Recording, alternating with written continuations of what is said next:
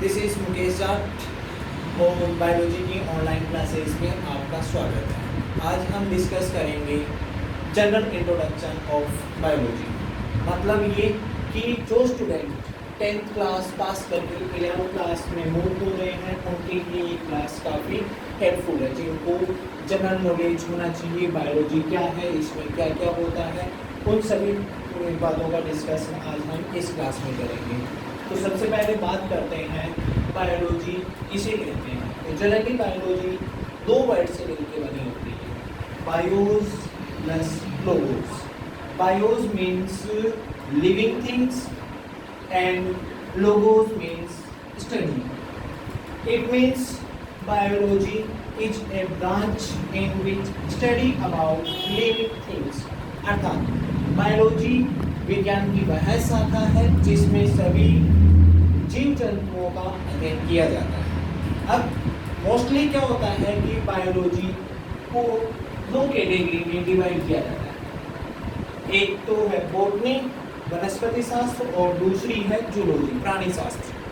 अब बॉटनी में क्या होता है कि सभी ग्रीन प्लांट्स मतलब सभी हरे पादपों और फंगस वगैरह को इसमें इंक्लूड किया जाता है। मतलब कि जितने भी ग्रीन प्लांट्स और फंगस की स्टडी की जाती है वो बॉटनी में की जाती है, और जितने भी एनिमल्स होते हैं उनकी स्टडी जूलॉजी में की जाती है। It means botany is a branch of biology in which study about green plants and fungus etc. Another branch of biology which is zoology. Zoology means animals, study about animals. It means branch of biology in which study about animals. ये हो गई बेटा अपने दो major branches of biology. अब इनमें क्या होता है कि जो प्लांट्स और एनिमल्स होते हैं इनमें जनरल डिफरेंस क्या होता है। तो जनरल डिफरेंस की बात करते हैं तो जो प्लांट्स होते हैं उन प्लांट्स में क्लोरोफिल प्रेजेंट होता है। अब क्लोरोफिल प्रेजेंट होने का मतलब ये है कि ये जो ऑर्गेनिज्म होते हैं ये फोटोसिंथेसिस में एबल होते हैं। It means these are able in photosynthesis. अब बात करते हैं एनिमल्स की। तो एनिमल्स में किसी भी टाइप का कोई क्लोरोफिल प्रेजेंट नहीं होता, मतलब ये फोटोसिंथेसिस में एबल नहीं होते हैं। और फोटोसिंथेसिस में एबल नहीं होते हैं इसका मतलब ये कि ये अपने फूड या भोजन के लिए डायरेक्टली डिपेंड्स करते हैं ग्रीन प्लांट्स पर, because green plants are able to produce their own food through photosynthesis because these have chlorophyll. दूसरे डिफरेंस की बात करते हैं तो ये फोटोसिंथेसिस में एबल होते हैं। It means these are autotrophs, मतलब ये अपना भोजन खुद बनाते हैं थ्रू फोटोसिंथेसिस। और फोटोसिंथेसिस एक जनरल प्रोसेस है जो आप लोअर क्लासेस में भी पढ़ चुकी हैं। बात करते हैं एनिमल्स की। तो एनिमल्स में फोटोसिंथेसिस प्रोसेस नहीं होती है, मतलब ये हेटेरोट्रोफ्स होते हैं।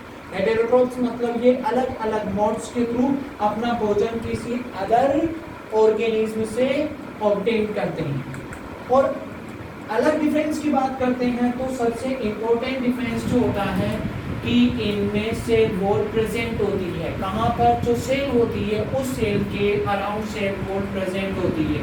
ये अपनी एक सेल की बात करते हैं तो इस सेल का जो आउटर एनवेलप होता है वो होता है cell wall in plant sales.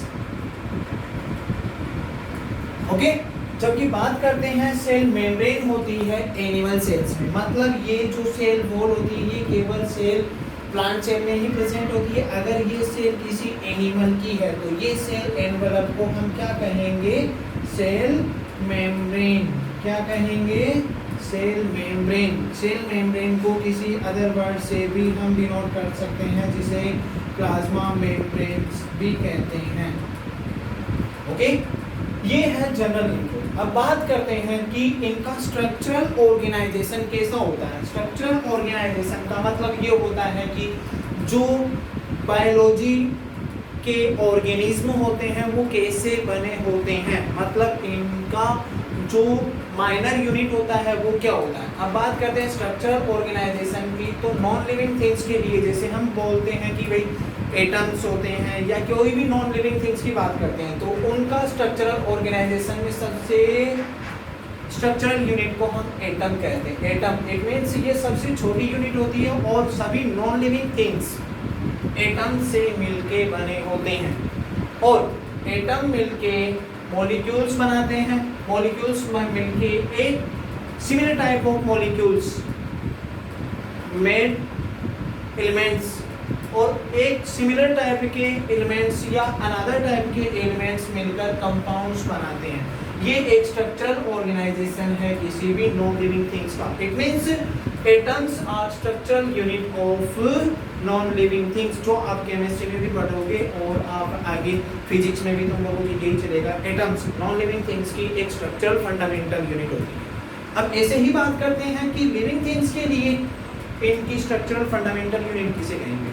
तो किसी भी लिविंग थिंग्स का ओरिजिन होता है सेल से। It means cells are structural and fundamental unit of living things, and similar type of cells are made tissue. It means tissue are made up of similar type of cells, and group of tissue known as organ, and group of organ known as system.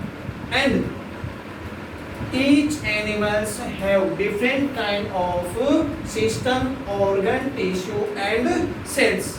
मतलब समझ में आया कि किसी भी animal का जो structural और फंडामेंटल यूनिट होता है उसे हम कहते हैं सेल।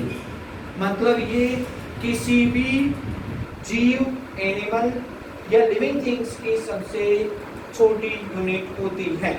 अब बात करते हैं सेल की। तो सेल एक स्ट्रक्चरल फंडामेंटल यूनिट होती है। अब इसमें